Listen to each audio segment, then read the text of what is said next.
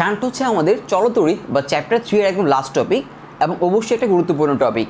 তো প্রথমেই আসি শান্ট কী জিনিস। শান্ট হচ্ছে যদি আমাদের সার্কিটে একটা গ্যালভানোমিটার থাকে, গ্যালভানোমিটারের কাজ কী? গ্যালভানোমিটার হচ্ছে কোনো একটা সার্কিটে বা কোনো একটা ওয়্যার বা তারে কারেন্ট আছে কি নাই সেটা নির্ধারণ করে। যেমন আমি যদি এখানে একটা গ্যালভানোমিটার লাগাই, তাহলে এই তার দিয়ে যদি কারেন্ট যায়, এই গ্যালভানোমিটার আমাকে বলবে এই এবি তারে আসলে কারেন্ট আছে কি নাই। মানে গ্যালভানোমিটার কারেন্টের উপস্থিতি বা প্রেজেন্স আমাদের জানিয়ে দেয়। ওকে, তো এর জন্য গ্যালভানোমিটারের মধ্য দিয়ে খুব বেশি কারেন্ট যাওয়ার কি দরকার আছে? দরকার নাই কিন্তু, মানে অল্প একটু কারেন্ট গেলেই হয়ে যায়। মানে গ্যালভানোমিটার বুঝে ফেলবে যেখানে কারেন্ট বা ইলেকট্রিসিটি আছে। ওকে, তো এই জন্য দেখা যায় অনেক সময় গ্যালভানোমিটারের সাথে প্যারালালি বা সমান্তরালি একটা স্বল্প মানের রোধ যুক্ত করা হয়। স্বল্প মানে অল্প মানের। কেন অল্প মানের? কেন এই যে রোধটা, এটা যদি অল্প মানের হয়, মানে খুব ছোট একটা রোধ হয়, তাহলে কি হবে? এই যে আমার আই পরিমাণ কারেন্ট এখানে আসছে, সে এই পয়েন্টে আসার পর সে দেখবে যে কোন দিকে রেজিস্ট্যান্স কম। যেদিকে রেজিস্ট্যান্স কম সে কিন্তু ওই দিকে চলে যাবে, তাই না? তো আমরা চাচ্ছি গ্যালভানোমিটারের মধ্য দিয়ে যাতে কম কারেন্ট যায় আর আমাদের গ্যালভানোমিটারটা যেন ঠিক থাকে, নষ্ট না হয়। কারণ গ্যালভানোমিটারের মধ্য দিয়ে অল্প কারেন্ট গেলেই হবে। ক্লিয়ার? তার মানে গ্যালভানোমিটারের সাথে সমান্তরাল বা হচ্ছে প্যারালালি যে স্বল্প মানের রোধ যুক্ত করা হয় বা রেজিস্ট্যান্স যুক্ত করা হয় সেটাকে আমরা বলছি শান্ট। ওকে, তো এই যে গ্যালভানোমিটার আর এই হচ্ছে শান্ট, তারা কি প্যারালালি আছে না?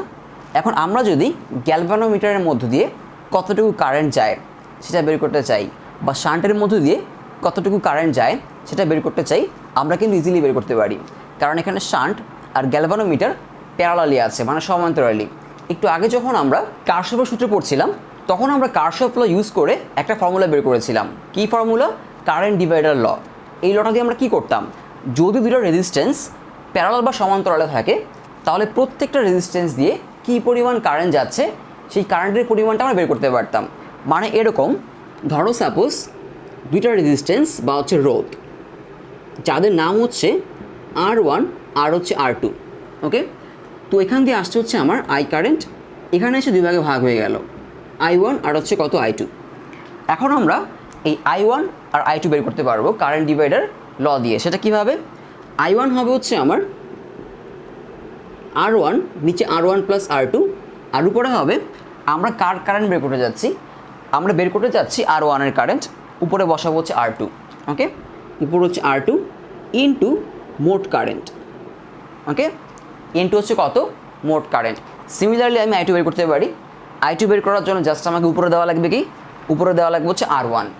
ওকে, তো এটাই ছিল কারেন্ট ডিভাইডার ল, যেটা আমরা কারশফ ল থেকে বের করেছিলাম। ওকে, আচ্ছা, তো সেমভাবে এখানে আমরা গ্যালভানোমিটারের কারেন্ট আর শান্টের কারেন্ট বের করতে পারি, কারণ গ্যালভানোমিটার আর শান্ট কি? প্যারালাল, তাই না? তো এখন চিন্তা করে দেখো, গ্যালভানোমিটারের কারেন্ট যদি IG হয়, তাহলে IG ইকুয়াল টু কী হবে আমার? আমি লিখতে পারি IG ইকুয়াল টু, নিচে হচ্ছে রোধ, মানে এই রোধ আর এই রোধ, তাই না? তো গ্যালভানোমিটার রোধ কেমন ধরলাম? ক্যাপিটাল G, আর শান্টের রোধ হচ্ছে ক্যাপিটাল S। তাহলে কী হবে? G plus S। আমরা কী বের করতে যাচ্ছি? আমরা বের করতে যাচ্ছি এই যে কারেন্ট I, এটা এখানে এসে দুই ভাগে ভাগ হবে। একটা হচ্ছে IG, যেটা গ্যালভানোমিটারের কারেন্ট, একটা IS, যেটা শান্টের কারেন্ট, তাই না? তো আমরা বের করতে যাচ্ছি হচ্ছে IG। তাহলে উপরে কাকে লিখবো? শান্টের রোধ, মানে হচ্ছে S, ইনটু হচ্ছে আমার মোট কারেন্ট I। ওকে, তো এটা হচ্ছে আমার গ্যালভানোমিটারের কারেন্ট IG, মানে আমরা এই ফর্মুলাটা ইউজ করলাম। ওকে, তো চাইলে আমরা শান্টের কারেন্ট ISও বের করতে পারি। সেটা কীভাবে? IS ইকুয়াল টু, নিচে হবে কি আমাদের G প্লাস S, উপর হচ্ছে কি আমাদের G ইন্টু মোট কারেন্ট। এটা হচ্ছে আমার শান্টের কারেন্ট। ওকে, সো আমাদের একটু আগে পড়া কারশফ ল দিয়ে আমরা কী বের করলাম? গ্যালভানোমিটারের কারেন্ট, শান্টের কারেন্ট। ওকে, খুবই সিম্পল।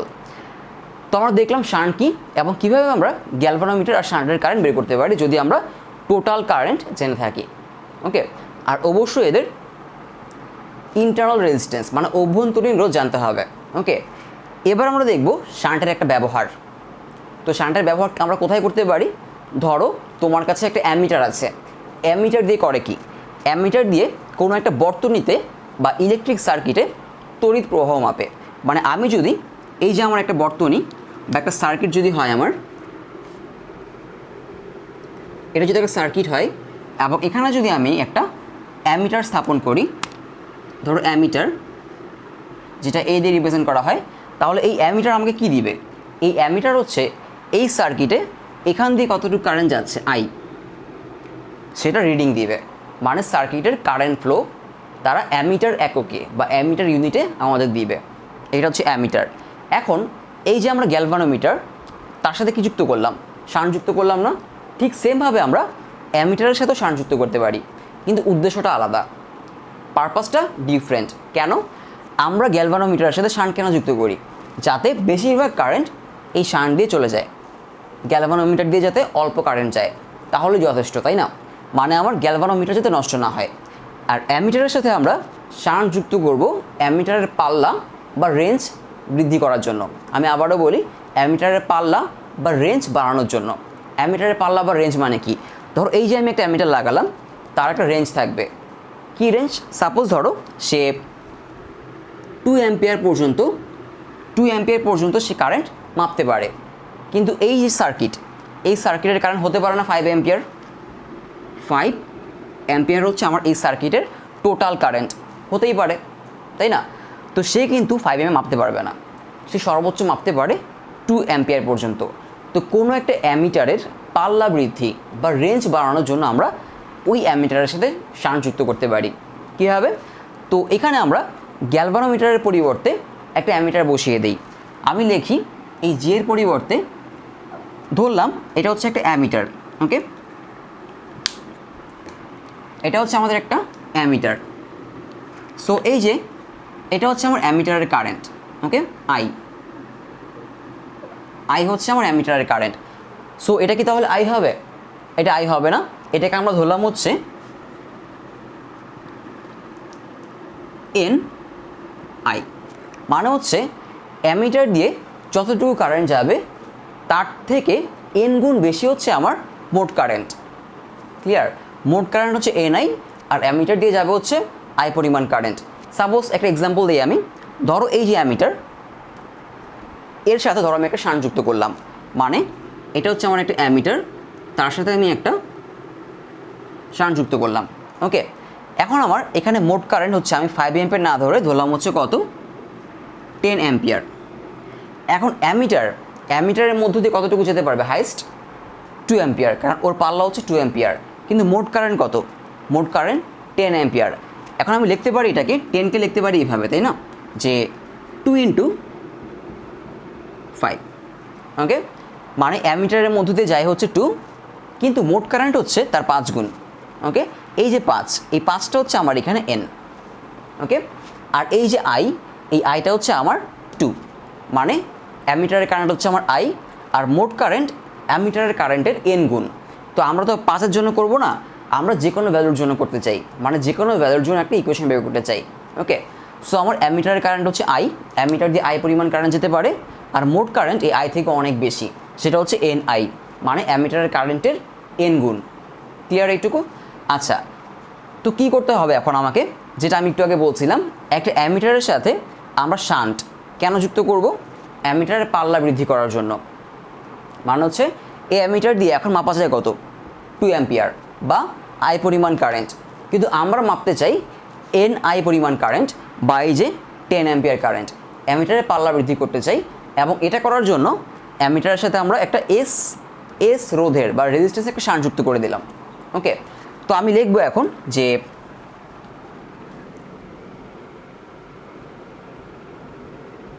অ্যামিটারের পাল্লা বৃদ্ধি।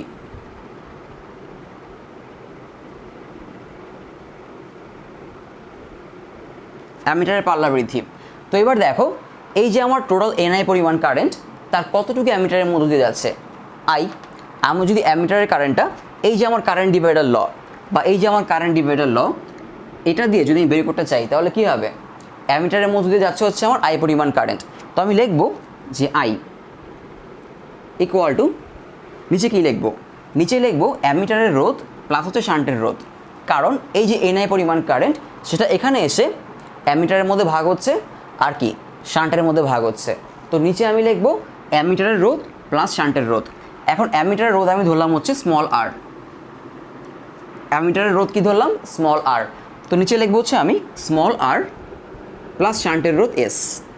তো আমি যেহেতু বের করতে যাচ্ছি অ্যামিটারের কারেন্ট মানে এই যে আই, তাই না, তাহলে উপরে কার রোধ লিখবো আমি, উপরে লিখবো শান্টের রোধ এস, যেটা আমাদের কারেন্ট ডিভাইডার রোধের ফর্মুলা,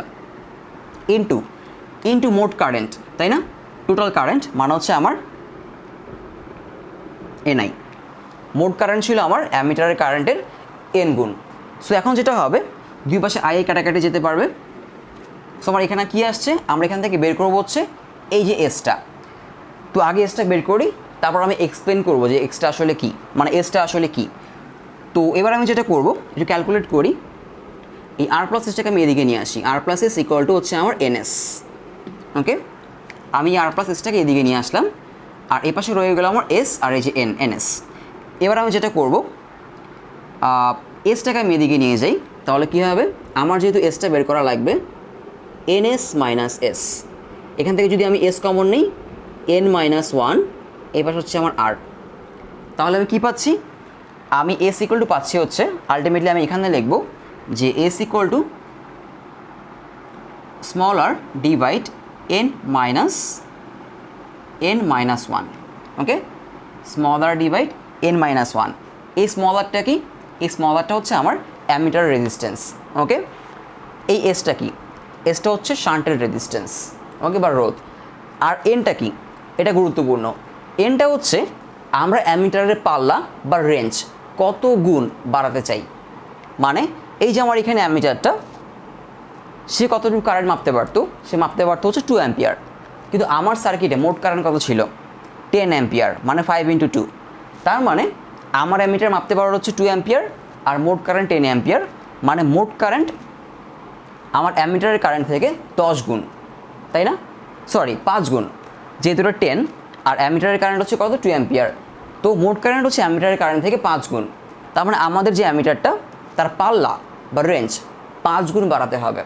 তো এনটা হচ্ছে সেই কত গুণ বাড়াচ্ছি আমরা, মানে কত টাইমস ইনক্রিজ করছি। অ্যামিটারের কারেন্ট হচ্ছে এখানে আমার আই, অ্যামিটারের কারেন্ট হচ্ছে আই, আর আমার মোট কারেন্ট হচ্ছে এনআই। ক্লিয়ার? সো এই এনটা হচ্ছে আমার কত গুণ অ্যামিটারের পাল্লা বা রেঞ্জ আমরা বাড়াতে চাই। ক্লিয়ার? তো আমি যদি একটা অ্যামিটারের পাল্লা বা রেঞ্জ এন গুণ বাড়াতে চাই, মানে এন গুণ বাড়াতে চাই, তাহলে আমাকে এই যে এই এস মানের একটা শান্ট অ্যামিটারের সাথে কী করতে হবে, প্যারালালি বা সমান্তরালে যোগ করতে হবে। ক্লিয়ার? এই ফর্মুলা থেকে আমরা এটাই বের করবো আসলে। সো আমি এখন একটা কিছু ভ্যালু দিয়ে একটা ম্যাথ দেখাই যে এটা আসলে আমরা কীভাবে ইউজ করতে পারি। ওকে, বা এখানে অনেকে কিছু কোশ্চেন থাকতে পারে, সেটার অ্যান্সারও আমি দিব এখনই। তো ধরো এখানে আমার একটা অ্যামিটার, এখানে একটা অ্যামিটার, এই অ্যামিটারটা হচ্ছে 0.2 অ্যাম্পিয়ার পর্যন্ত কারেন্ট মাপতে পারে। কতটুকু পর্যন্ত? সে 0.2 অ্যাম্পিয়ার এতটুকু পর্যন্ত কারেন্ট মাপতে পারে আমাদের এই অ্যামিটারটা।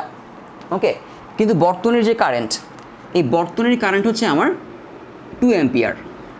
ওকে, আবারও বলি, আমাদের যে অ্যাম্পিয়ার, আমাদের যে অ্যামিটার, সেটা মাত্র 0.2 অ্যাম্পিয়ার কারেন্ট মাপতে পারে, কিন্তু বর্তনীর কারেন্ট কত?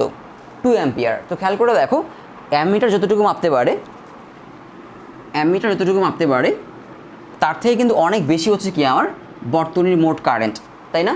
কিন্তু আমাকে বলা হচ্ছে বর্তনীর যে মোট কারেন্ট 2 অ্যাম্পিয়ার, সেটাকে তোমার এই অ্যামিটার দিয়ে মাপতেই হবে, কিন্তু তার রেঞ্জ হচ্ছে কত? মাত্র 0.2 অ্যাম্পিয়ার। তো কী করতে হবে? একটা শান্ট যুক্ত করব আমি, যে আমি এখন এই সমীকরণ ইউজ করে আমি জানবো যে আমার কতটুকু শান্ট যুক্ত করতে হবে।